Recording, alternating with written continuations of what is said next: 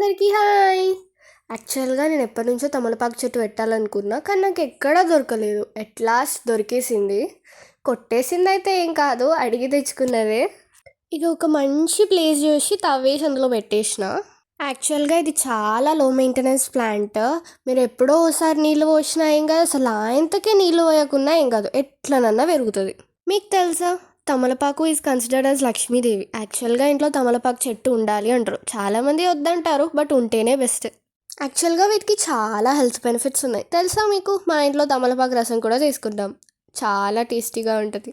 మీకు తెలుసా, మా ఇంట్లో మేము తమలపాకు మీద సోని వేసుకొని తింటాం, పాన్ లాగా, చాలా టేస్ట్ ఉంటుంది. మర్చిపోవద్దు, దీన్ని గోడ ఉండే సైడ్ పెట్టాలి. ఒక స్టిక్ పెట్టి దానికి తాడు కట్టి తాడు చుట్టూ చుట్టేయండి. ఇక దాని గురించి మర్చిపోండి, అదే పెరుగుద్ది. ఇంకొకటి, దీనికి సన్లైట్ చాలా ఇంపార్టెంట్. వాటర్ లేకుండా బతుకుద్దేమో కానీ సన్లైట్ లేకుండా అస్సలు బతకదు.